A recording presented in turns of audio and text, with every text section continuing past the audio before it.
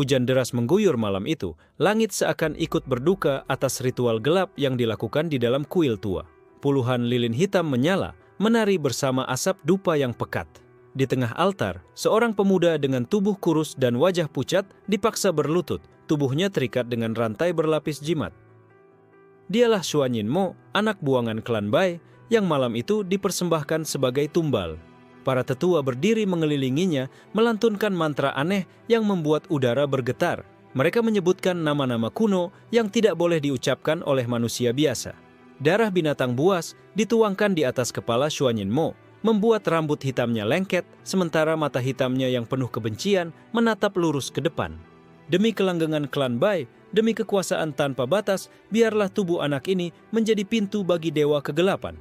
Seru Bai Changhuo, kepala klan, dengan suara menggema. Xuan Yinmo ingin berteriak, tapi mulutnya ditutup dengan segel darah. Ia hanya bisa mendengar degup jantungnya sendiri yang makin kacau. Sejak kecil ia dianggap pembawa sial, ditinggalkan ibunya, dan dihina semua orang. Kini, bahkan hidupnya pun diambil begitu saja.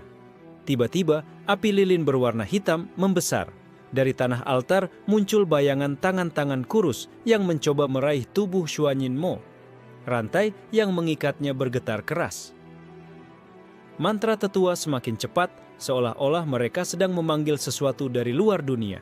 Namun, sesuatu yang tak mereka duga terjadi. Bukannya jiwa Xuan Yinmo hancur, justru altar bergetar begitu hebat hingga pilar kuil retak. Mata Xuan Yinmo tiba-tiba bersinar abu-abu gelap dan dari dalam tubuhnya muncul aura yang menakutkan. Satu demi satu, lilin hitam padam. Angin menderu, dan suara-suara jeritan aneh terdengar dari dalam tanah. Para tetua mundur dengan wajah pucat.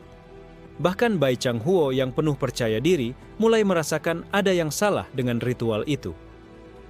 Ini bukan yang seharusnya terjadi. Salah satu tetua berteriak ketakutan. Rantai yang mengikat Xuan Yinmo meledak berkeping-keping. Ia terjatuh ke tanah, tubuhnya berlumuran darah, tapi matanya kini bukan lagi mata manusia biasa. Ada pusaran kegelapan di sana, pusaran yang menelan cahaya di sekitarnya. Xuan Yinmo perlahan berdiri. Tubuhnya goyah, tapi aura yang mengelilinginya membuat semua orang di kuil itu mundur. Tangan kurus yang tadinya keluar dari altar, kini masuk kembali. Seolah takut pada pemuda yang seharusnya mereka tarik sebagai tumbal. "Kenapa aku belum mati?" Suara Xuan Yinmo serak, namun bergema aneh. Seperti bukan hanya satu orang yang berbicara, ada gema ratusan jiwa di dalamnya. Bai Changhuo melangkah maju, mencoba menguasai keadaan. Tidak peduli apa yang terjadi, kau hanyalah alat. Jiwa dan tubuhmu milik klan Bai. Mendengar itu, Xuan Yinmo merasakan sesuatu dalam dirinya bangkit. Tangan kanannya gemetar, lalu ia mengangkatnya secara refleks. Seketika salah satu tetua yang berdiri tak jauh darinya terhenti napasnya. Matanya melotot, tubuhnya kaku, lalu jatuh mati begitu saja, tanpa Xuan Yinmo menyentuhnya sedikit pun. Semua orang terdiam, udara menjadi begitu dingin. Xuan Yinmo menatap tangannya, terengah, menyadari bahwa ia baru saja mengambil nyawa orang lain hanya dengan kehendak. Ini, kekuatan apa? Gumamnya, tak percaya. Bai Changhuo semakin marah, tapi juga terlihat ketakutan. Kau bukan lagi Xuan Yinmo.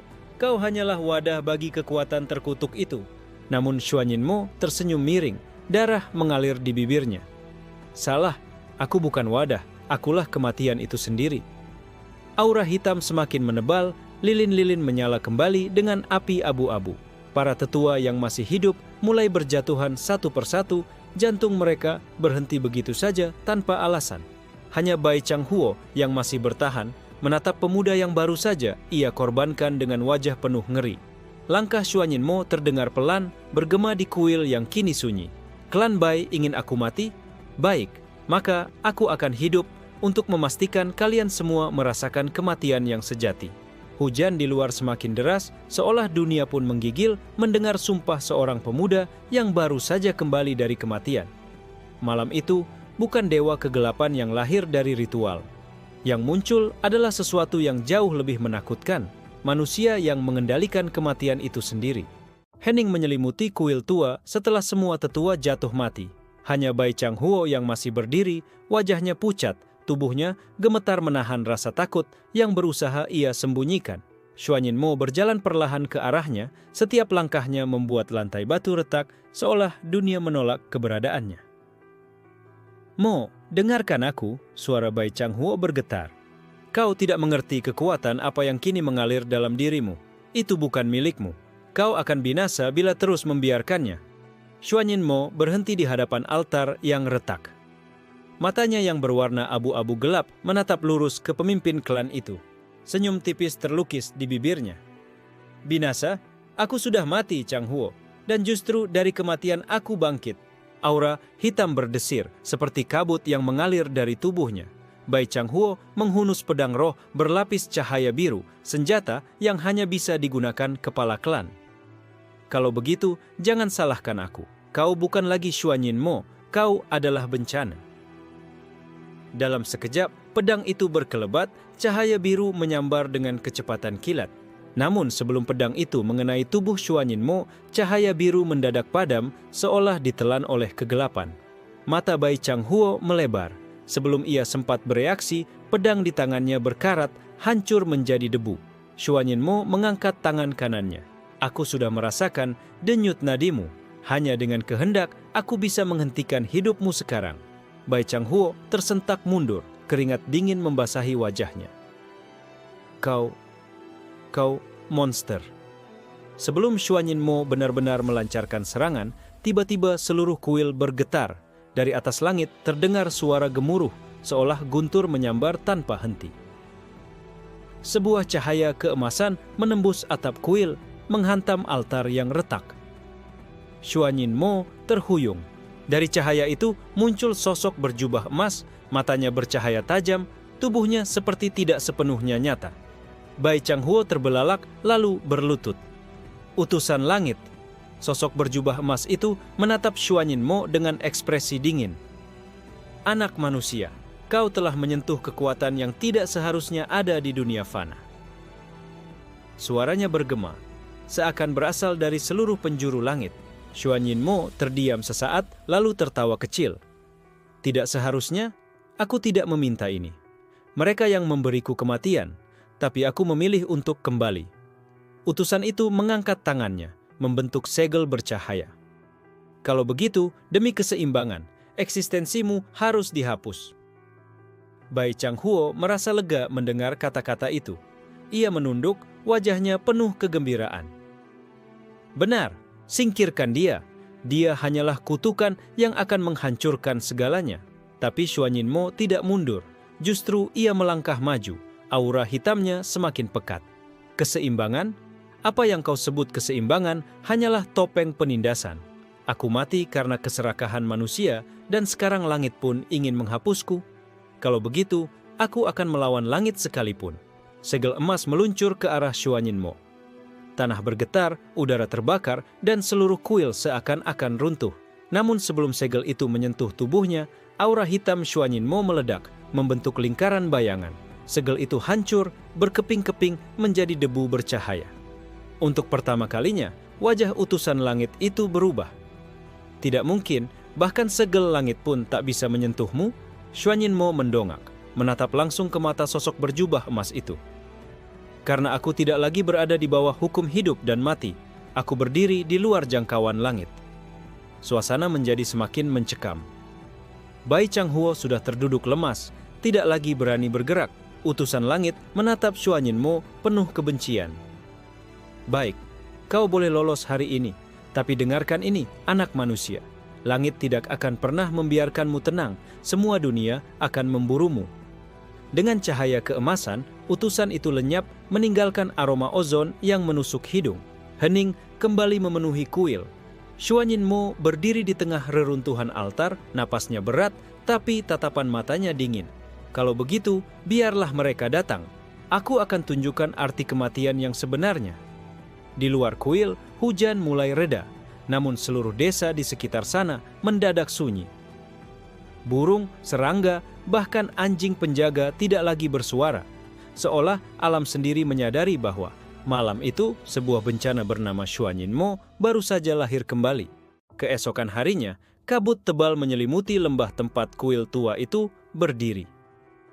Aroma kematian masih menggantung di udara, membuat burung-burung enggan terbang mendekat. Xuanyinmo berjalan keluar dari reruntuhan, tubuhnya masih berlumuran darah kering. Namun matanya tenang, seperti tidak lagi mengenal rasa takut.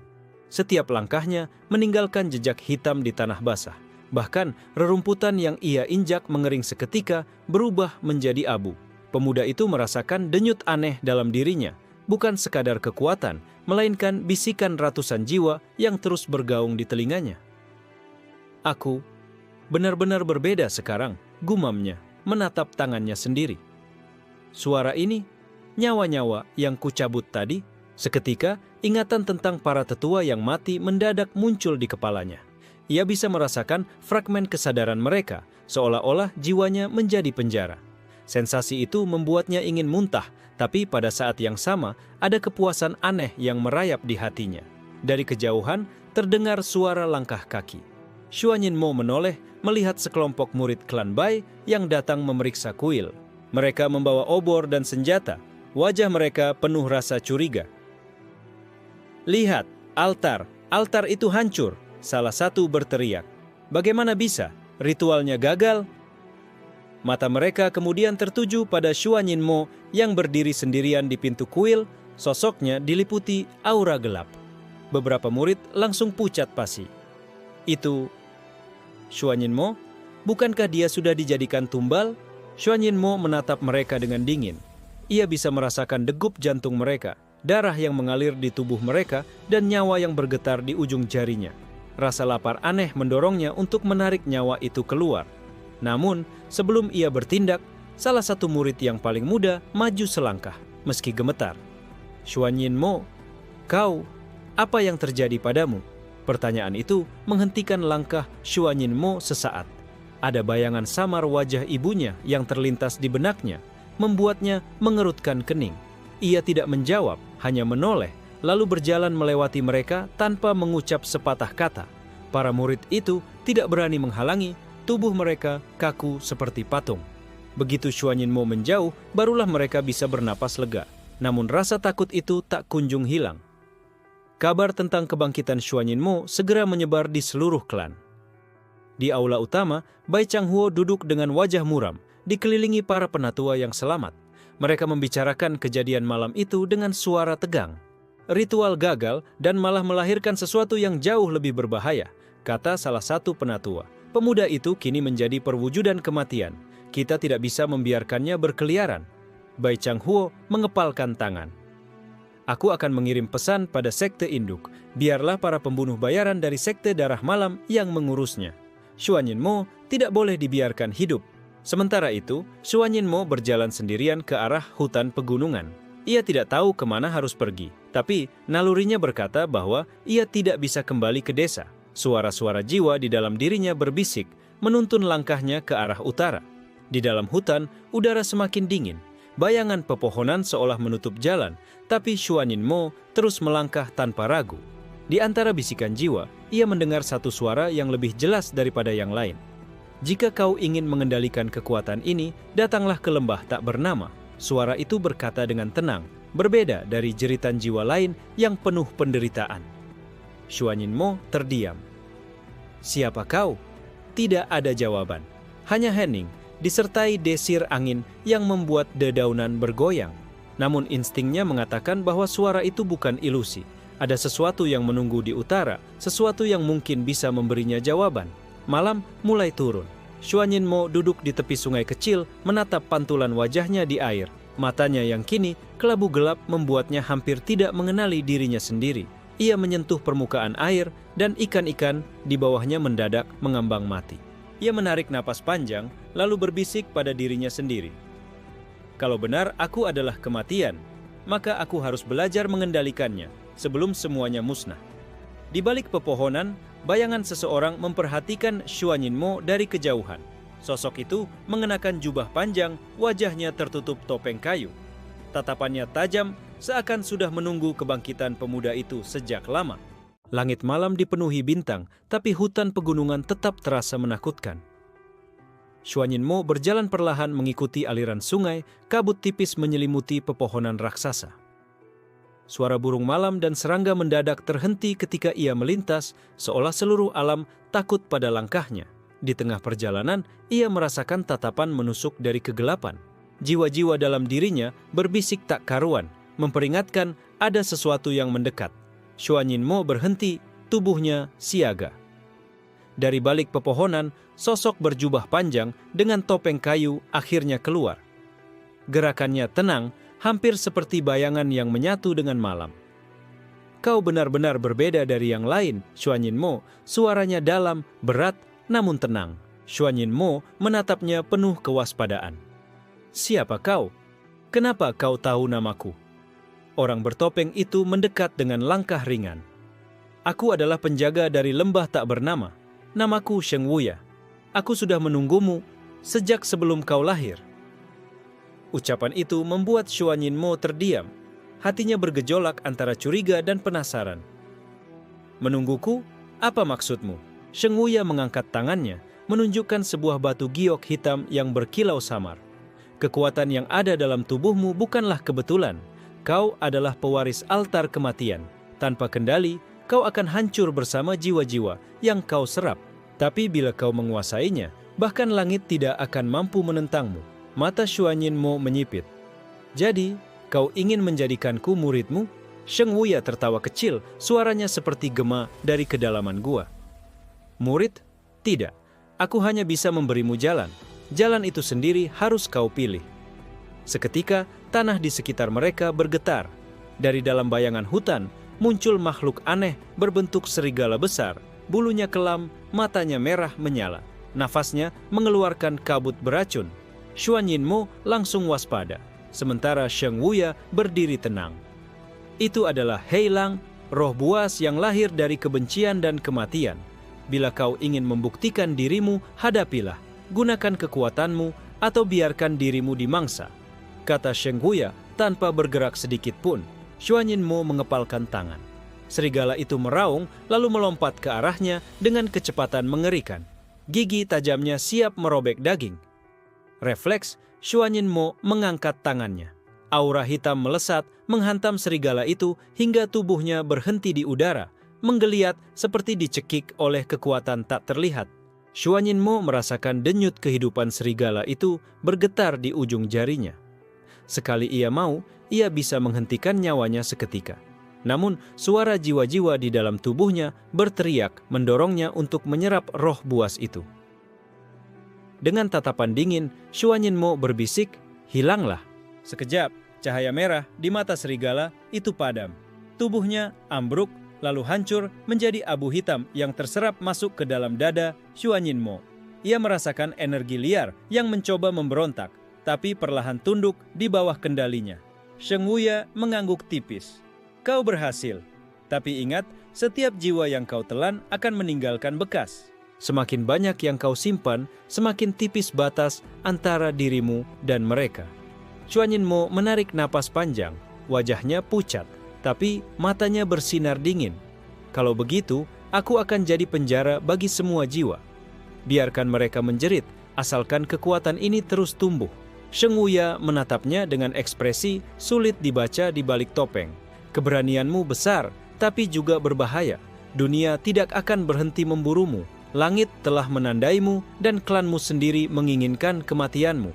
Jika kau ingin bertahan, ikuti aku ke lembah tak bernama. Di sana, kau akan mengerti asal-usul sejati kekuatanmu." Xuanyinmo menatap hutan yang gelap, lalu mengangguk perlahan. "Aku akan ikut, tapi ingat, aku tidak mengikuti siapapun. Aku hanya mencari jawaban." Sheng Wuya tertawa samar. "Itulah alasan kenapa aku memilih menunggumu." Malam itu, di bawah cahaya bulan pucat, Xuanyinmo melangkah mengikuti sosok bertopeng kayu itu. Jejak yang ia tinggalkan membekas gelap di tanah, menandai perjalanan menuju lembah yang tak pernah disebut di peta dunia manusia. Lembah tak bernama, tempat rahasia kematian tersimpan. Kabut semakin tebal ketika Xuanyinmo mengikuti langkah Sheng Wuya menembus hutan. Semakin dalam mereka berjalan, semakin aneh suasana sekitarnya. Pepohonan seolah berbisik, tanah berdenyut seperti bernapas, dan udara terasa berat dengan aura kematian. Akhirnya, mereka tiba di sebuah tebing curam. Di bawah sana terbentang lembah luas yang tertutup kabut hitam pekat. Suara jeritan samar terdengar dari dalam, seperti ribuan jiwa yang merintih. Xuan Yinmo merasakan bulu kuduknya berdiri. Itu, bisiknya lirih. Lembah tak bernama, jawab Sheng Wuya pelan. Sekali masuk ke sana, tak ada yang bisa keluar dengan mudah. Namun, di dalamnya tersimpan kunci untuk mengendalikan apa yang kini ada dalam tubuhmu. Xuan Yinmo menatap lembah itu dalam diam. Jiwa-jiwa di dalam dirinya bergetar, seolah merespons panggilan dari tempat itu. Ada rasa takut sekaligus dorongan kuat untuk turun. Tanpa menunggu lagi, ia melompat mengikuti Sheng Wuya. Begitu mereka menapaki dasar lembah, hawa dingin langsung menyelimuti tubuh. Tanah lembah berwarna hitam kelam seolah terdiri dari abu orang mati. Di sekeliling mereka, berdiri pilar batu berukir simbol kuno yang memancarkan cahaya samar. Xuan Yinmo mendekati salah satu pilar, mencoba menyentuhnya.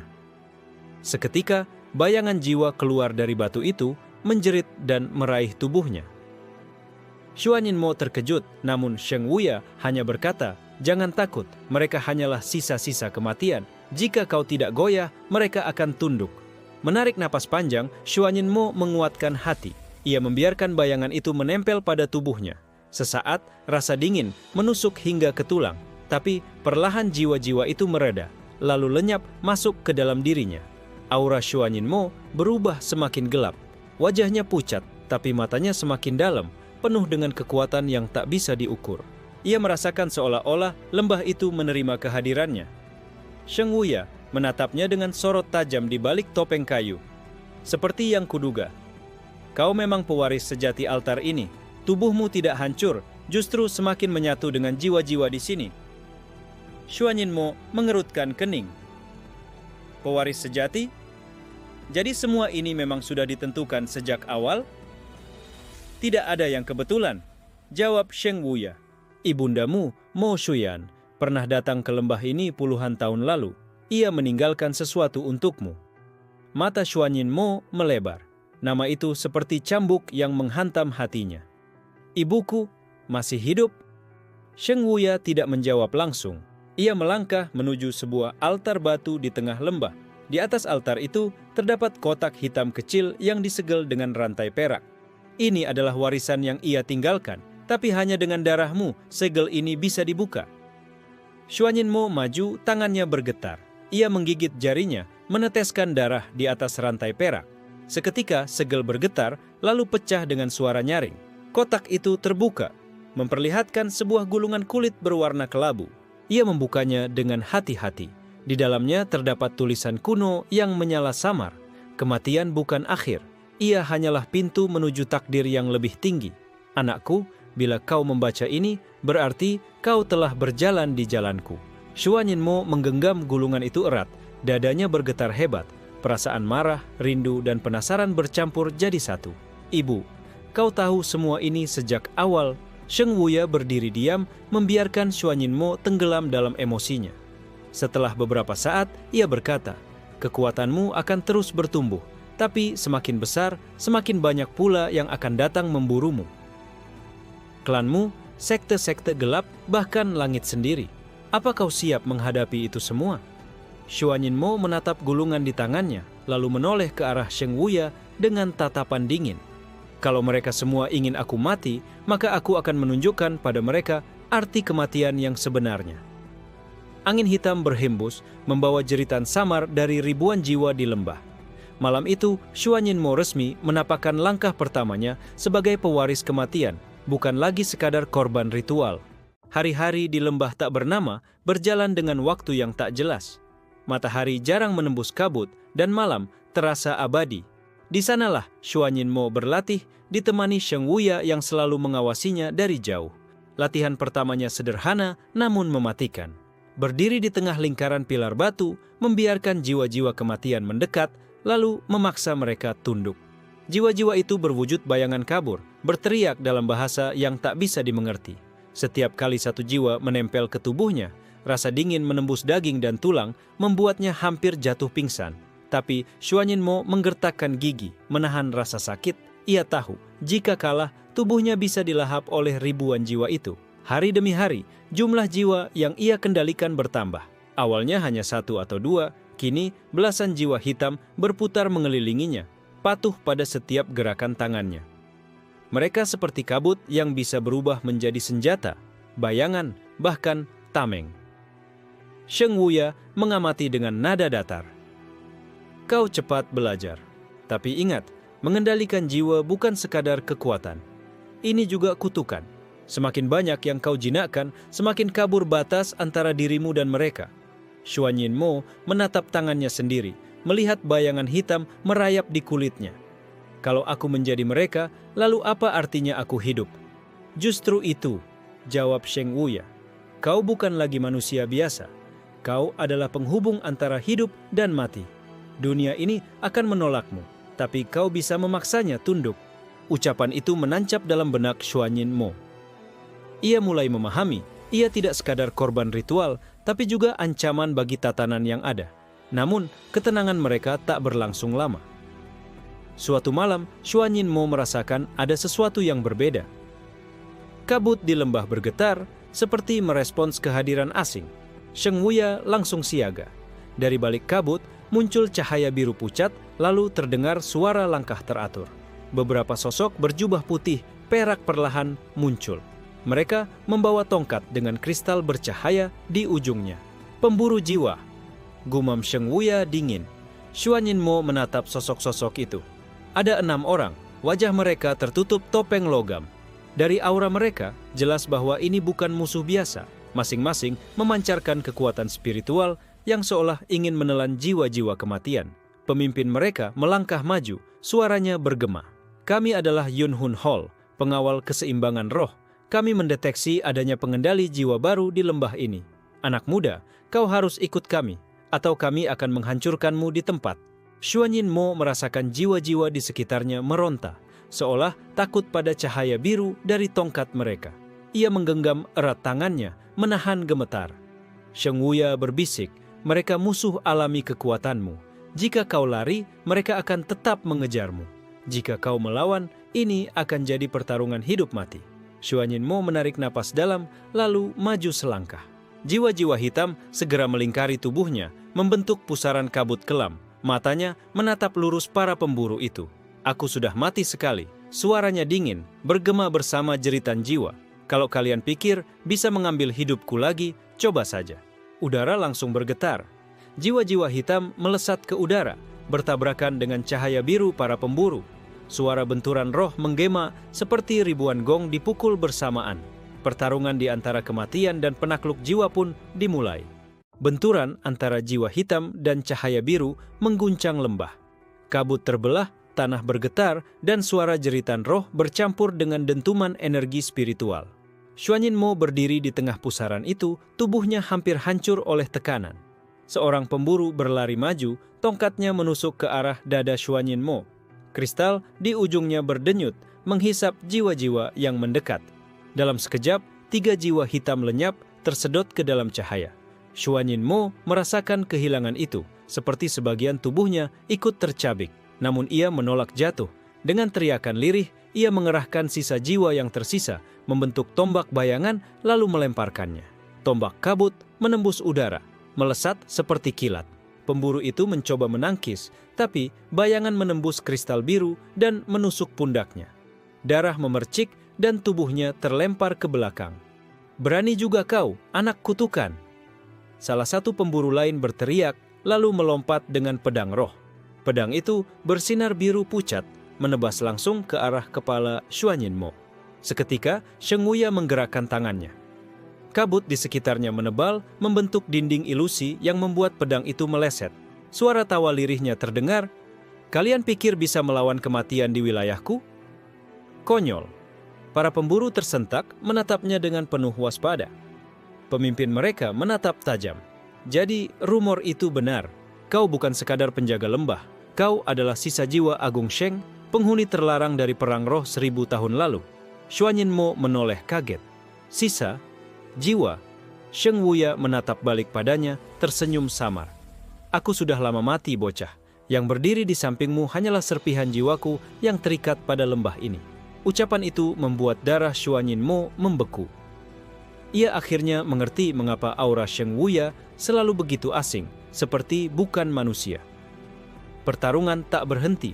Dua pemburu lain menyerang bersamaan, menggabungkan cahaya biru menjadi jaring energi untuk menjebak Xuanyinmo.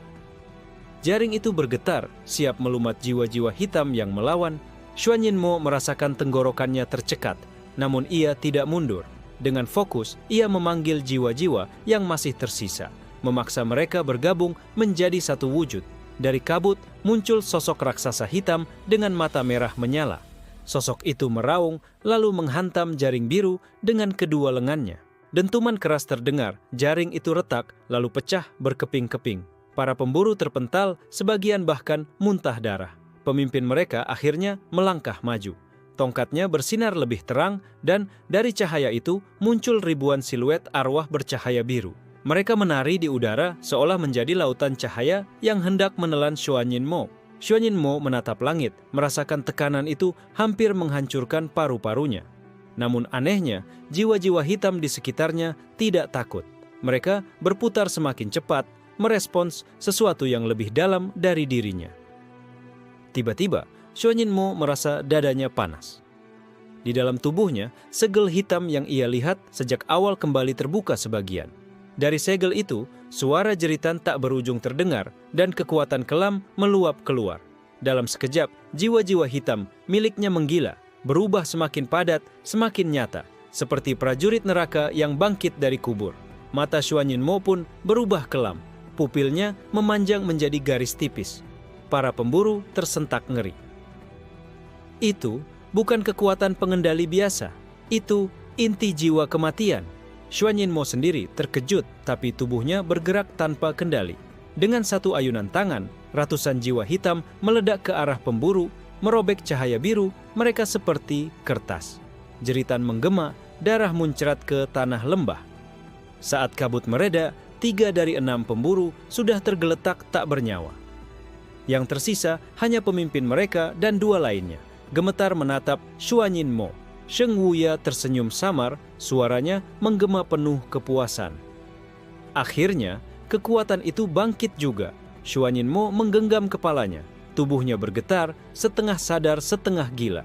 Dalam hati ia berteriak, "Apa yang sebenarnya terjadi padaku?" Kabut lembah perlahan mengendur, menyisakan bau darah dan sisa jiwa yang tercerai-berai. Xuanyinmo berdiri di tengah genangan gelap itu, napasnya terengah, matanya masih berkilat kelam. Ia menunduk menatap tangannya yang bergetar. Di ujung jari-jarinya, jejak asap hitam masih menari, seakan kematian enggan melepaskannya. "Itu, aku yang melakukannya," bisiknya parau. 3 tubuh pemburu tergeletak. Wajah mereka membeku dengan ekspresi ngeri. Jiwa mereka hilang, terhisap entah kemana. Xuanyinmo merasakan perutnya mual. Ia bukan hanya membunuh, tapi melahap esensi mereka. Sheng Wuya muncul dari balik kabut, langkahnya tenang. "Itu bukan sekadar kekuatanmu, itu adalah sesuatu yang memang tertanam dalam dirimu sejak lahir." Xuanyinmo menoleh, wajahnya pucat. "Sejak lahir, kau tahu apa yang terjadi padaku?" Sheng Wuya menatapnya lama, lalu menjawab samar. "Kau membawa inti jiwa kematian. Itu inti yang terbentuk hanya sekali dalam 10.000 tahun. Dengan itu, kau bukan sekadar pengendali jiwa. Kau adalah penguasa takdir roh." Xuanyinmo membeku. Kata-kata itu seperti beban besi menghantam dadanya. Selama ini, ia hanya ingin bertahan hidup, namun ternyata takdirnya jauh lebih kelam. Pemimpin Yunhun Hall yang masih tersisa menarik napas dalam-dalam, menatap Xuanyinmo dengan tatapan penuh kebencian bercampur ketakutan. "Bocah terkutuk, kau adalah musuh dunia. Kami akan kembali, dan saat itu, seluruh kekuatan Yunhun Hall akan menghancurkanmu." Sisa pemburu itu pun menarik tubuh rekannya yang sekarat dan melarikan diri, meninggalkan ancaman yang menggema di lembah. Xuanyinmo ingin mengejar, tapi tubuhnya goyah. Jiwa-jiwa hitam masih berputar di sekelilingnya, berbisik-bisik ke telinganya, memohon darah lebih banyak. Ia menutup telinganya, berteriak, "Diam!" Suara-suara itu mereda, namun rasa takut tak hilang. Ia mulai sadar bahwa kekuatan itu bisa menguasai dirinya kapan saja. Sheng Wuya mendekat, suaranya rendah. "Dunia akan mengejarmu mulai sekarang. Yun Hun Hol hanya permulaan. Kau harus memilih, menolak kekuatan itu dan mati, atau mengendalikannya dan menjadi sesuatu yang bahkan para dewa pun takutkan. Xuan Mo menatap ke tanah, darah di sekitarnya memantulkan wajahnya yang separuh masih manusia, separuh lain dipenuhi garis kabut hitam. Di sisi lain, jauh di dalam markas Yun Hun Hol, para tetua mengadakan pertemuan darurat. Ruang itu dipenuhi lilin biru, dan sebuah lonceng jiwa berdentang setiap kali seseorang berbicara. Tetua Agung Yun Hun Hol, seorang lelaki berambut perak bernama Han Zeyun, mengetuk tongkatnya ke tanah. 3 orang tewas, 2 cacat, dan 1 kembali dengan luka jiwa. Bocah itu bukan ancaman biasa, ia adalah pembawa inti jiwa kematian. Para tetua saling berpandangan. Suara lirih terdengar dari salah satunya. Jika itu benar, maka kita harus menghubungi pavilion langit gelap. Mereka satu-satunya yang mungkin punya cara mengikat inti itu. Han Zeyun mengangguk lambat. Benar, dan kita harus melakukannya cepat sebelum ia belajar mengendalikannya. Kembali ke lembah, Xuan Mo terduduk di atas batu, menatap langit suram. Hatinya bergolak antara rasa bersalah, marah, dan takut. Aku tak pernah meminta ini. Aku hanya ingin hidup. Suaranya pecah. Namun dalam kegelapan, ia tahu pilihan itu sudah sirna. Dunia telah memutuskan nasibnya. Sheng Wuya menepuk pundaknya dengan bayangan tangannya. Jangan mengeluh, bocah. Ingatlah, mereka ingin kau mati. Tapi sekarang, kau bahkan bisa membuat kematian tunduk padamu. Xuan Mo mengepalkan tinjunya. Untuk pertama kalinya, mata hitamnya menatap jauh ke depan, penuh tekad bercampur ngeri. Kalau begitu, biar aku sendiri yang tentukan siapa yang boleh mati. Kabut di lembah berputar, seakan mengamini sumpah itu. Malam di atas lembah terasa lebih dingin dari biasanya. Xuan Mo duduk bersila mencoba mengatur napas. Jiwa-jiwa hitam yang melayang di sekelilingnya tampak lebih tenang, tapi ia tahu itu hanya ilusi sementara. Sheng Wuya berdiri di dekatnya, menatap kosong ke arah bulan setengah. Kau mendengar suara mereka, bukan? Suara jiwa-jiwa yang lapar itu. Xuan Mo membuka matanya, tatapannya suram. Ya, mereka memanggilku, memohon aku memberi mereka lebih banyak korban. Kalau kau biarkan, mereka akan melahapmu dari dalam, kata Sheng Wuya pelan. Tapi kalau kau kendalikan, kau bisa membuat mereka menjadi pedangmu. Xuan Mo terdiam. Kata-kata itu menyalakan api kecil di dadanya, meski hatinya masih penuh ketakutan. Sementara itu, jauh di markas Yun Hun Hol, lonceng jiwa kembali berdentang. Han Zeyun duduk di kursi tinggi, dikelilingi para tetua dan tamu kehormatan. Sekelompok pria berjubah hitam dari pavilion langit gelap. Pemimpin mereka, seorang lelaki kurus dengan wajah penuh guratan hitam bernama Chen Heian, melangkah maju. Matanya seperti jurang tanpa dasar, suaranya serak namun penuh wibawa. Jadi, inti jiwa kematian benar-benar muncul kembali. Han Zeyun menunduk hormat. Itulah sebab kami memanggil pavilion. Kami tidak bisa membiarkan bocah itu tumbuh menjadi penguasa jiwa. Chen Heian menyipitkan matanya. Bocah itu harus dibawa hidup-hidup. Kami punya ritual pengikatan. Jika berhasil, Yun Hun Hol akan mendapat bagian kekuatan itu. Para tetua Yun Hun Hol menahan napas. Aliansi dengan pavilion langit gelap berarti mereka menyerahkan sebagian kebebasan. Namun ancaman Xuan Mo terlalu besar untuk diabaikan. Di sisi lain, Xuan Mo mulai merasakan gelombang aneh dalam dirinya. Saat ia menutup mata, jiwa-jiwa hitam itu seperti menempel pada tubuhnya, membentuk aliran kabut yang mengikuti setiap gerakannya. Ia bangkit perlahan, lalu mengangkat tangannya. Kabut itu berkumpul menjadi bilah samar, bergetar seperti pedang dari kegelapan. Sheng Wuya menyeringai samar. Kau mulai mengerti, itu bukan sekadar kutukan, itu senjata. Xuan Mo menggenggam bilah kabut itu, tubuhnya bergetar. Kalau aku tak bisa mengendalikannya, apa bedanya aku dengan monster? Tentu ada bedanya, jawab Sheng Wuya. Monster membiarkan dirinya diperbudak kekuatan. Kau, sebaliknya, bisa menjadi tuan atasnya. Ucapan itu menancap dalam di benaknya, namun ia tahu waktu tak berpihak padanya. Keesokan harinya, ketika ia berusaha keluar dari lembah, sekelompok besar orang sudah menunggu. Jubah hitam dengan simbol tengkorak bulan sabit, para pemburu dari pavilion langit gelap. Xuan Mo menegang. Jumlah mereka lebih banyak dari pemburu Yunhun Hall sebelumnya. Aura mereka lebih gelap dan di udara menguar aroma ritual berdarah. Pemimpin mereka melangkah maju, lelaki muda dengan wajah pucat dan senyum dingin. Nama kecilku Xiao Lianshu. Aku diutus oleh guru Chen Heian untuk menangkapmu. Jangan melawan atau kau akan tahu artinya kehilangan jiwa secara perlahan. Xuan Yinmo mencengkeram bilah kabut di tangannya. Jadi sekarang bukan hanya Yunhun Hall yang ingin aku mati, tapi juga Pavilion Langit Gelap. Xiao Lianshu terkekeh. Kau salah, kami tidak ingin kau mati, kami ingin kau hidup selama-lamanya, sebagai wadah kekuatan yang akan kami kuasai. Ucapan itu membuat darah Xuan Yinmo mendidih. Ia menoleh pada Sheng Wuya yang hanya melipat tangan dan berbisik, sekarang buktikan apakah kau tuan atas kematian atau budak dari nasib. Udara seketika bergetar. Pavilion Langit Gelap mengangkat jimat-jimat hitam membentuk lingkaran perangkap jiwa. Dari tanah muncul tali kabut yang siap mengikatnya. Xuan Yinmo menggeram, aura hitam meledak dari tubuhnya. Jiwa-jiwa berteriak di sekitarnya dan untuk pertama kalinya ia tidak menolak mereka. Kabut itu berubah menjadi ribuan rantai tajam, menebas lingkaran perangkap sebelum sempat menutup sempurna. Jeritan para anggota pavilion menggema, beberapa dari mereka langsung terseret ke dalam kabut dan lenyap. Xiao Lianshu terkejut, tapi senyum dinginnya tak pudar. Bagus, itu artinya inti itu benar-benar kuat. Semakin kuat kau, semakin berharga tubuhmu untuk kami rebut.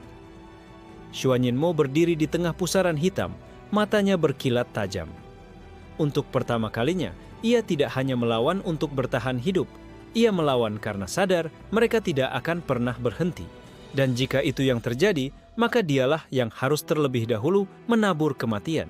Kabut hitam berputar liar menelan cahaya bulan. Xuan Yinmo berdiri di tengah pusaran itu, tubuhnya diliputi rantai jiwa yang bergerak sendiri, seolah memiliki kehendak. Para anggota Pavilion Langit Gelap tak gentar. Mereka mengangkat jimat-jimat darah, melafalkan mantra dalam bahasa kuno. Dari tanah muncul lingkaran merah berbentuk mata yang memandang lurus pada Xuan Yinmo. Xiao Lianshu tertawa kecil. Bagus, biarkan dia melawan sepuasnya. Setiap kali dia mengeluarkan kekuatan itu, inti jiwanya semakin terikat dengan ritual kami. Xuan Yinmo mengibaskan tangannya. Rantai jiwa menghantam ke arah mereka. 3 anggota pavilion terjerat, tubuh mereka langsung hancur menjadi abu, jiwa mereka melolong sebelum terserap ke dalam kabut. Rasa sakit menyambar kepala Xuan Yinmo.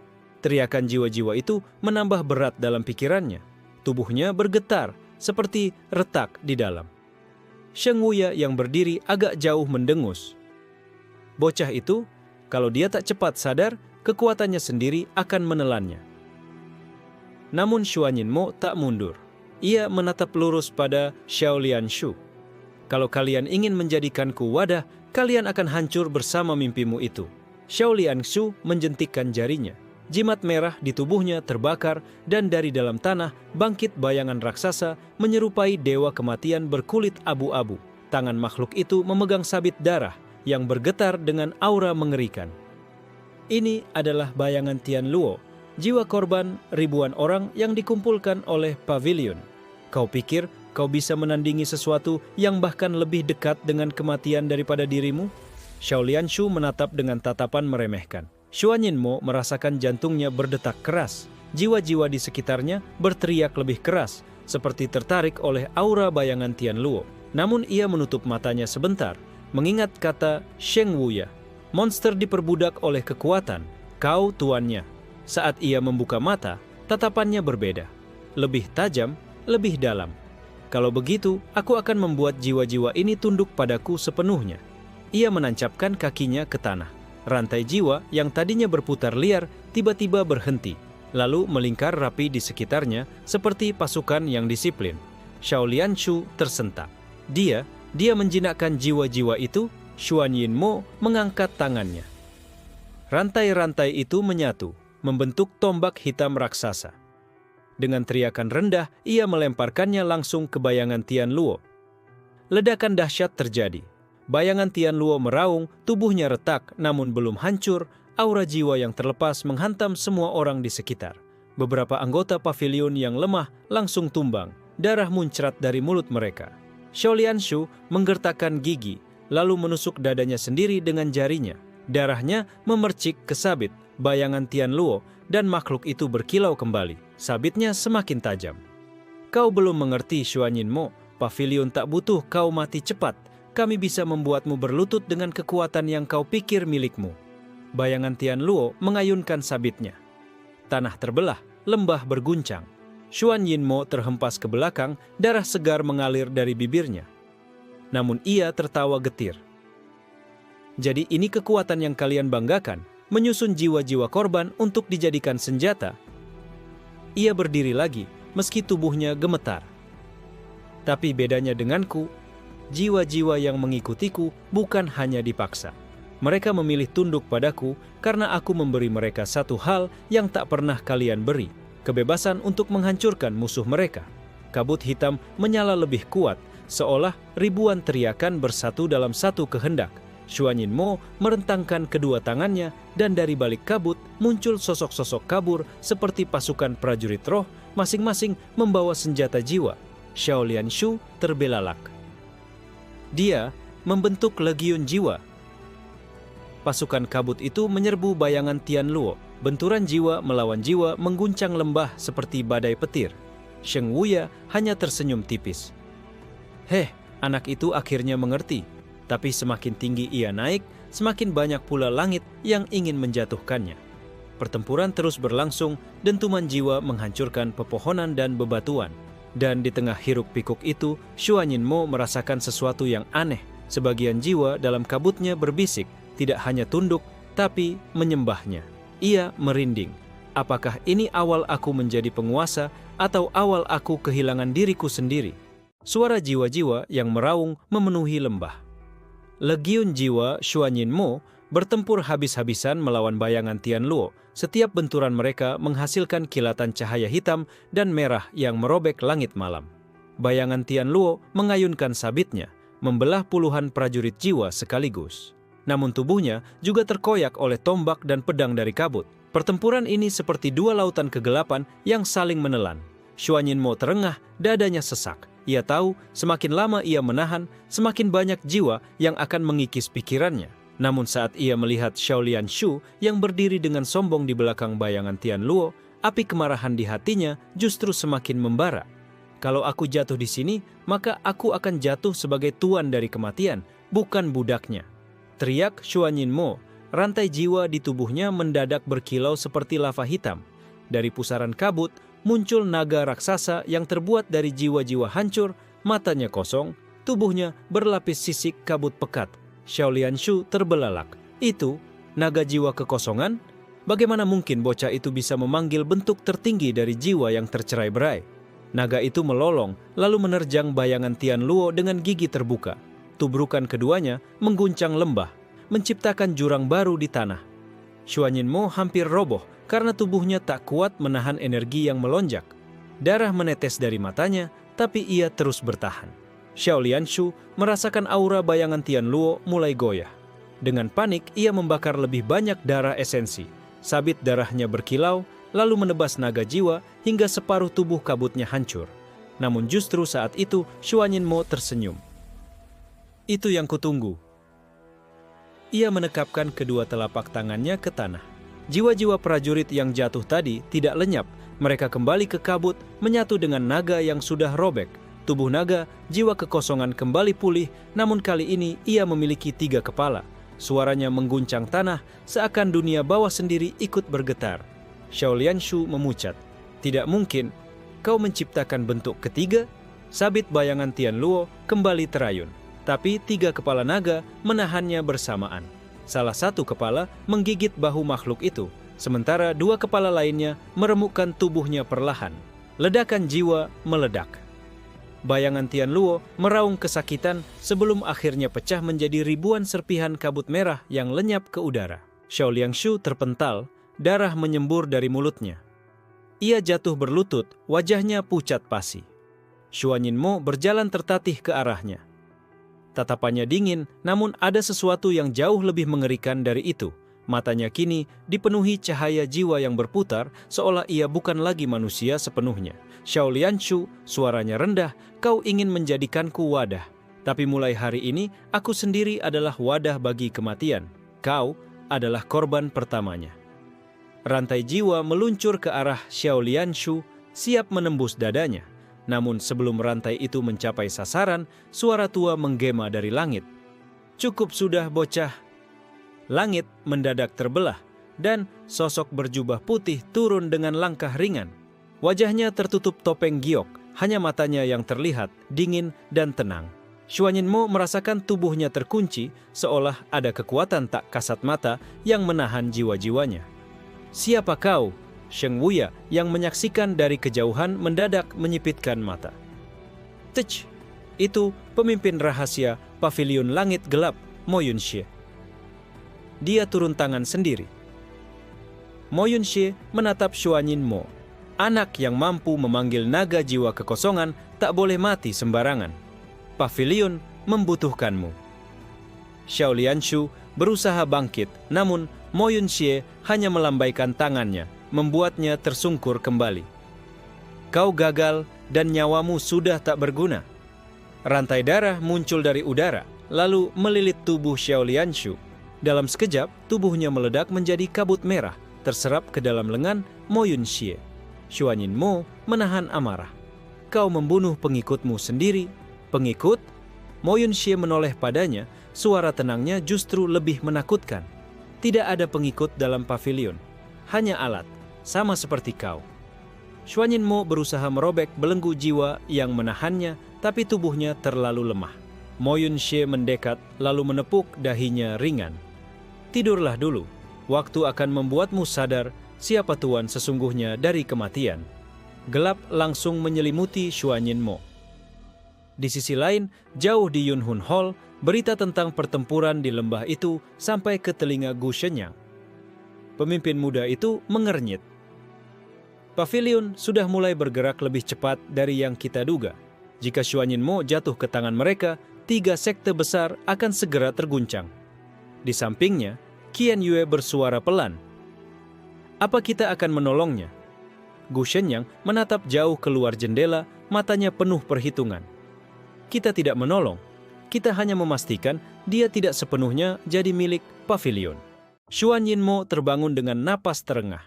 Pandangannya kabur, tubuhnya terbaring di atas altar hitam berbentuk segi 8, penuh ukiran formasi kuno yang menyala samar. Di sekelilingnya berdiri sosok-sosok berjubah hitam, wajah mereka tertutup topeng giok berukir aneh. Aura mereka dingin, membuat seluruh ruangan seakan dipenuhi kabut kematian. Salah satu dari mereka melangkah maju. Dari posturnya, jelas dialah yang memimpin. Itu adalah Mo Yunxie, masih dengan topeng putih gioknya. Kau sudah bangun, pewaris gelap. Xuanyinmo mencoba bangkit, tapi rantai jiwa dari altar langsung menahan tubuhnya. Kau, apa yang kau lakukan padaku? Menjagamu agar tidak hancur oleh kekuatanmu sendiri. Mo Yunxie menjawab tenang. Naga jiwa kekosongan bukan sesuatu yang bisa dipanggil manusia biasa tanpa konsekuensi. Kalau bukan karena altar ini, kau sudah menjadi abu bersama jiwa-jiwa yang kau kendalikan. Xuanyinmo terdiam. Meski muak, ia tahu ucapan itu tidak salah. Tubuhnya memang rapuh dibanding kekuatan yang bangkit dalam dirinya. Tiba-tiba, seorang anggota berjubah hitam lain bersuara. Pemimpin, apa bijak menyelamatkan bocah ini? Bukankah kekuatan naga jiwa, kekosongan akan lebih mudah dijinakkan jika kita langsung mencabut jiwanya dan menyegelnya ke dalam artefak? Mo Yunxie menoleh, suaranya dingin. Apakah kau lebih pintar dari aku? Seketika, tubuh anggota itu bergetar hebat. Kabut hitam menyelimuti kepalanya, lalu tubuhnya runtuh menjadi abu sebelum sempat menjerit. Suasana ruangan mendadak hening. Xuanyinmo menggertakkan gigi, namun hatinya diam-diam mencatat. Bahkan di dalam pavilion langit gelap, ketaatan hanya berarti bertahan hidup. Dengarkan baik-baik, Xuanyinmo. Mo Yunxie kembali menatapnya. Kau adalah kunci dari kebangkitan era baru. Dunia ini sudah terlalu lama dikuasai sekte-sekte suci yang munafik. Dengan kekuatanmu, pavilion akan membuka gerbang jiwa terlarang, dan semua yang hidup maupun mati akan tunduk pada kita. Xuanyinmo menatapnya dingin. Dan kau kira aku akan menurut? Mo Yunxie tidak marah, hanya tersenyum samar di balik topengnya. Kau tidak perlu menurut, kau hanya perlu bertahan hidup. Semakin kau melawan, semakin kuat rantai jiwa altar ini mencengkerammu. Semakin kau menerima, semakin bebas kau bergerak. Ucapan itu menusuk batin Xuanyinmo. Ia sadar betul, dalam keadaan sekarang, melawan berarti mati sia-sia. Mo Yunxie melambaikan tangannya. Altar perlahan meredup, rantai yang menahan tubuh Xuanyinmo melonggar, tapi tetap menempel di pergelangan tangannya seperti belenggu halus. Kau boleh bergerak di markas ini, ucap Mo Yunxie. Anggap saja ini rumah barumu, tapi ingat, satu langkah keluar tanpa izin, rantai itu akan merobek jiwa dan tubuhmu sekaligus. Xuanyinmo menahan amarahnya. Ia berdiri, matanya berkilat tajam. Suatu hari, aku akan membalikan rantai ini padamu. Mo Yunxie tidak menjawab, hanya tertawa kecil, lalu pergi meninggalkan ruangan. Setelah ia pergi, Xuanyinmo akhirnya memperhatikan sekitar. Markas pavilion langit gelap ini bukan sekadar gua atau istana, melainkan kota bawah tanah yang luas, dengan sungai hitam mengalir di tengahnya, bangunan berlapis batu obsidian, dan jiwa-jiwa gentayangan yang dijadikan lentera di setiap sudut jalan. Ia berjalan menyusuri lorong, rantai di pergelangan tangannya berkilau samar. Para anggota pavilion yang lewat menoleh padanya, sebagian penuh rasa ingin tahu, sebagian lagi dengan tatapan iri atau membunuh. Di sebuah aula, ia melihat sekelompok murid pavilion tengah bertarung. Namun yang mereka gunakan bukan pedang atau tombak, melainkan jiwa-jiwa binatang buas yang dipanggil dari kabut. Pertarungan itu liar, penuh jeritan roh yang terperangkap. Xuanyinmo mengepalkan tangan. Tempat ini adalah neraka, dan aku sekarang bagian darinya. Namun di dalam hatinya, satu tekad terbentuk. Kalau pavilion ingin menjadikanku senjata, maka aku akan jadi senjata yang menusuk jantung mereka sendiri. Sementara itu, jauh di Yunhun Hall, Gu Shenyang menerima kabar dari mata-mata. Xuanyinmo telah dibawa ke markas pavilion. Mereka berencana membuka gerbang jiwa terlarang. Qian Yue menatapnya cemas. Kalau itu benar, dunia akan tenggelam dalam kegelapan. Gu Shenyang terdiam lama, lalu tersenyum tipis. Kalau begitu, kita biarkan mereka memelihara naga itu, dan saat waktunya tiba, Yunhun Hall yang akan menuntunnya ke arah yang benar. Di tengah alun-alun kota, bawah tanah pavilion langit gelap, Xuanyinmo berdiri di hadapan arena batu hitam yang dipenuhi ukiran formasi. Di sekelilingnya, murid-murid berjubah hitam berkerumun. Wajah mereka dipenuhi rasa ingin tahu dan kebencian. Seorang tetua pavilion, bermata seperti ular, melangkah maju. Dialah tetua Guixian, pengawas pelatihan jiwa. Suaranya dingin saat berkata, "Hari ini kau akan membuktikan apakah kau layak menyandang belenggu naga jiwa kekosongan, atau hanya jadi makanan untuk roh buas." Dengan jentikan jarinya, formasi menyala, kabut hitam naik, dan dari dalamnya muncul makhluk berbentuk serigala raksasa dengan tubuh transparan, terbuat dari jiwa-jiwa yang saling bertautan. Jeritan samar terdengar setiap kali makhluk itu bergerak. Kalau kau tidak bisa menaklukkannya, lanjut tetua Guixian, kekuatan pavilion akan menelannya, dan begitu pula kau. Xuanyinmo menarik napas panjang. Rantai di tangannya bergetar, seakan mendeteksi aura jiwa buas itu. Ia mengangkat tangannya, merasakan denyutan kekuatan yang dulu hampir melahapnya. Serigala jiwa itu meraung, menerjang dengan gigi hitam pekat. Xuanyinmo melompat mundur, lalu menekan lantai arena dengan telapak tangannya. Dari bawah muncul lingkaran gelap, dan sekejap serigala itu terhenti, tubuhnya terikat oleh bayangan rantai. Penonton bergemuruh, bahkan murid-murid pavilion yang sudah terbiasa dengan kekejaman menatapnya dengan kaget. Namun serigala itu tidak berhenti. Ia meledakkan tubuhnya menjadi kabut jiwa yang menyelimuti arena, kemudian membentuk 1000 mulut kecil yang menggigit dari segala arah. Xuanyinmo berteriak, darah keluar dari bibirnya. Di dalam kepalanya, suara naga jiwa kekosongan kembali berbisik, "Biarkan aku menelannya." Untuk sesaat, Xuanyinmo ragu. Jika ia melepas kendali, naga itu bisa melahap bukan hanya serigala jiwa, tapi juga dirinya. Namun, saat ia melihat sorot puas di mata tetua Guixian, ia sadar. Jika ia gagal, pavilion hanya akan menganggapnya sampah. Dengan tekad bulat, Xuanyinmo membuka telapak tangannya. Dari tubuhnya keluar bayangan naga hitam, matanya bersinar seperti dua matahari gelap.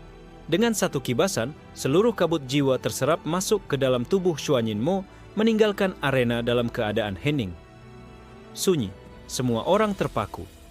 Tetua Guixian menyipitkan mata. Menelan tanpa hancur, dasar bocah iblis. Murid-murid yang menonton mulai berbisik, ada yang kagum, ada yang iri, ada pula yang menatapnya dengan niat membunuh. Xuanyinmo hanya berdiri dengan napas terengah, tubuhnya bergetar karena menahan beban kekuatan itu. Namun dalam hatinya, sebuah senyum tipis muncul. Kalau aku bisa mengendalikan naga ini, berarti aku bisa mengendalikan rantai yang mereka pasang padaku. Hari-hari berikutnya menjadi neraka. Xuanyinmo dipaksa menghadapi jiwa-jiwa buas yang lebih kuat, macan jiwa, manusia iblis yang terperangkap, bahkan sisa-sisa roh kultivator kuno. Setiap kali, ia dipaksa menelan, menundukkan, atau mati. Banyak murid pavilion lain mencoba merendahkannya, bahkan menjebaknya dalam duel rahasia. Tapi setiap kali, Xuanyinmo keluar hidup-hidup meski penuh luka. Lambat laun, ketakutan mulai menggantikan ejekan di mata mereka. Di sela pelatihan, Xuanyinmo sering duduk sendiri di tepi sungai hitam bawah tanah. Ia memandangi alirannya yang berisi ribuan jiwa terapung, wajah-wajah yang menjerit tanpa suara. Kalau aku hanya jadi alat pavilion, maka aku tidak ada bedanya dengan mereka, gumamnya. Namun di balik keteguhan itu, sebuah perubahan terjadi. Setiap jiwa yang ia telan bukan hanya memperkuat naga dalam dirinya, tapi juga menajamkan kesadarannya akan hukum kematian. Ia mulai bisa merasakan kapan seseorang akan mati, bahkan bisa mengulur atau mempercepat detik kematian itu dengan satu bisikan. Ini kekuatan kematian sejati, desisnya. Matanya bersinar gelap. Suatu malam, saat ia berlatih sendirian, seorang murid berjubah hitam diam-diam mendekat. Wajahnya muda, tapi tatapannya dingin. Xuanyinmo, jika kau terus tumbuh, pavilion akan menganggapmu ancaman. Sebelum itu terjadi, aku akan membunuhmu dengan tanganku sendiri. Xuanyinmo menoleh perlahan, senyum tipis muncul di wajahnya. Kalau begitu, aku akan menunjukkan padamu bagaimana rasanya kematian itu sendiri menolakmu. Di tepi sungai hitam bawah tanah, udara bergetar oleh tekanan jiwa yang memancar dari dua sosok. Xuanyinmo berdiri dengan rantai hitam berkilauan di tangannya, sementara di hadapannya berdiri murid muda berjubah hitam dengan mata redup seperti arang membara. "Namamu siapa?" tanya Xuanyinmo dengan nada dingin. Murid itu tersenyum tipis. Orang mati tidak butuh tahu nama lawannya. Tapi kalau kau berkeras, panggil saja aku Han Yeluo. Nama itu asing di telinga Xuanyinmo. Tapi dari aura yang dipancarkannya, ia tahu Han Yeluo bukan sekadar murid biasa. Ada sesuatu di balik tatapan matanya yang mengingatkan pada jiwa-jiwa yang terikat di sungai hitam.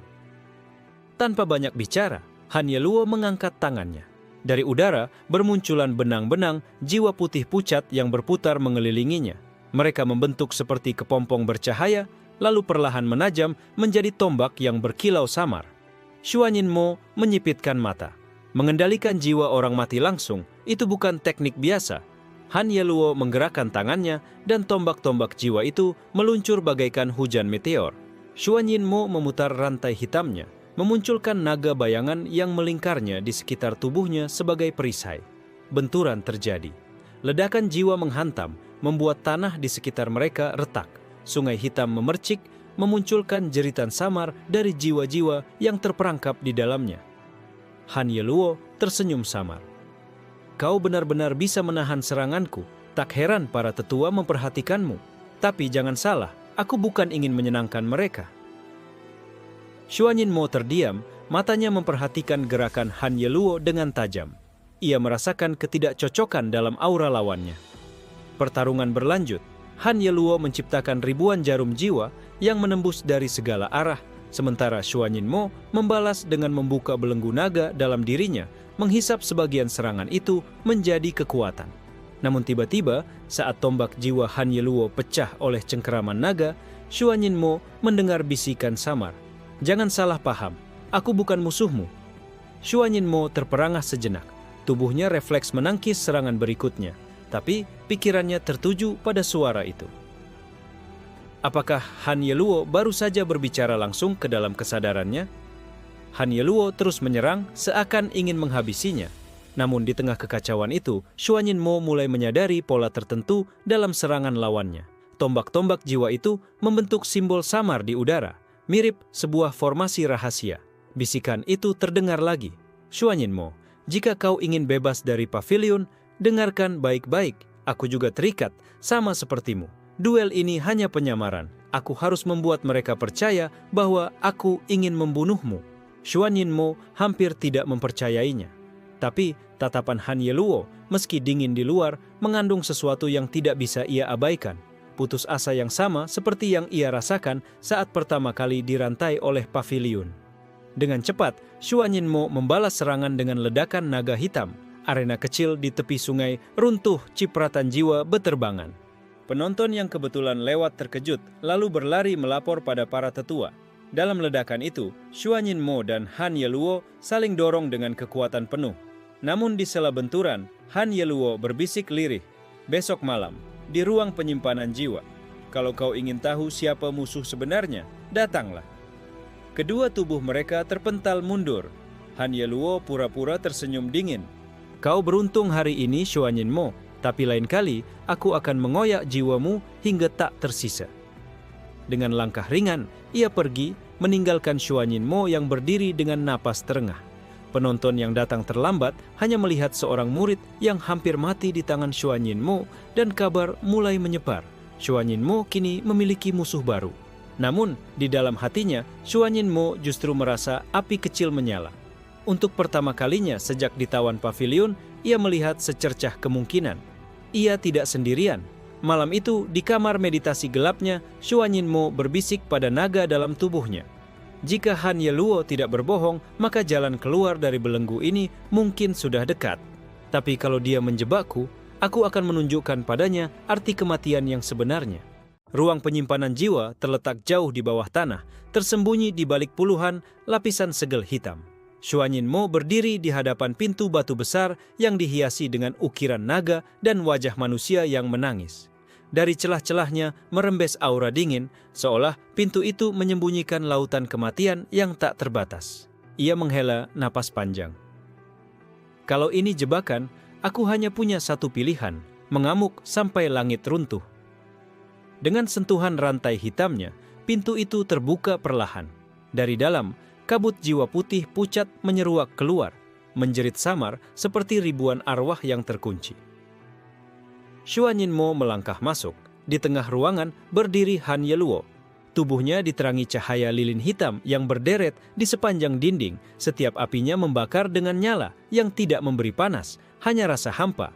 "Kau datang," kata Han Yeluo tanpa senyum, matanya tetap dingin. Xuanyinmo menatap curiga. "Kalau ini tipuan, aku akan menghancurkanmu sebelum kau sempat bicara." Han Yeluo menggeleng. "Aku tak bodoh. Kalau aku ingin membunuhmu, aku sudah melakukannya saat duel. Dengarkan dulu." Ia mengangkat tangannya. Dari tanah, bayangan membentuk simbol kuno, dan perlahan muncul sebuah bola jiwa hitam sebesar kepala manusia, berdenyut seperti jantung. Xuanyinmo menatapnya dengan mata menyipit. "Apa itu?" tanyanya. Han Yeluo menarik napas. "Itu inti penyimpanan pavilion.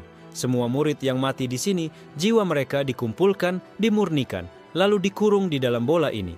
Mereka menyebutnya sumber kegelapan." Xuanyinmo merasakan tubuhnya bergetar. Ia mendengar ribuan bisikan samar keluar dari bola itu. Jeritan, doa, bahkan kutukan. Untuk apa mereka menyimpannya? Han Yeluo menatap lurus ke arahnya. "Untuk membuka gerbang. Bukan gerbang dunia roh biasa, tapi sesuatu yang bahkan para tetua tak berani sebut namanya. Mereka menyebutnya gerbang Yin Mutlak, pintu menuju inti kematian itu sendiri." Xuanyinmo terdiam, lalu berkata dengan suara rendah, "Kalau begitu, mereka tidak hanya ingin menguasai dunia hidup, tapi juga dunia mati." Han Yeluo mengangguk. "Dan kau tahu apa yang lebih buruk? Kau, Xuanyinmo, kau adalah kunci terakhir mereka." Rantai hitam di tangan Xuanyinmo bergetar liar, seolah naga di dalamnya marah mendengar kebenaran itu. Han Yeluo melanjutkan, suaranya nyaris berbisik. Kekuatanmu yang bisa mengendalikan hukum kematian itu bukan hanya anugerah, itu dibuat. Pavilion tidak menemukanmu secara kebetulan, mereka menciptakanmu. Kau adalah hasil dari eksperimen yang gagal mereka anggap berhasil.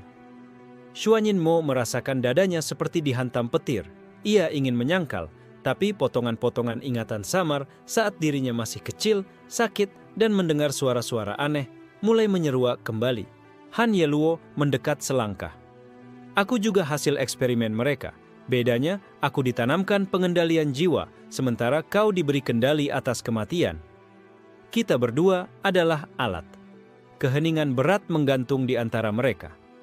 Xuan Yinmo mengepalkan tangannya. Kalau begitu, kenapa memberitahuku ini? Kau bisa saja tetap berpura-pura. Han Yeluo menunduk, lalu menatapnya tajam. Karena aku benci jadi boneka, dan aku tahu kau juga sama. Pavilion tidak akan membiarkan kita hidup bebas.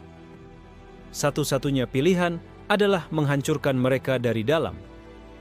Xuan Yinmo memandangnya lama. Dalam tatapan Han Yeluo, ia melihat ketulusan bercampur keputusasaan, sama seperti dirinya. Perlahan, Xuan Yinmo mengangguk. Namun sebelum mereka bisa berbicara lebih jauh, lilin hitam di dinding tiba-tiba padam satu persatu, meninggalkan ruangan dalam kegelapan total. Suara berat dan dingin terdengar dari segala arah. Berani sekali dua ekor tikus kecil merencanakan pengkhianatan di ruang milik pavilion sendiri. Xuan Yinmo dan Han Yeluo menegang. Dari kegelapan muncul sepasang mata merah raksasa yang menatap mereka berdua, penuh kebencian dan otoritas. Xuan Yinmo merasakan darahnya membeku. Sial, kita sudah ketahuan. Han Yeluo mencabut bilah jiwa dari tubuhnya. Wajahnya muram. Itu bukan tetua biasa. Itu pengawal jiwa abadi. Monster yang menjaga sumber kegelapan. Dinding bergetar. Jeritan ribuan jiwa pecah memenuhi ruangan seakan menyambut kemunculan sang penjaga. Xuan Yinmo merasakan naga hitam dalam dirinya mengaum dengan buas. Ia menatap Han Yeluo dan berkata dengan suara rendah, "Kalau kita tidak keluar hidup-hidup malam ini, maka kematianlah yang akan menjadi satu-satunya kebebasan kita."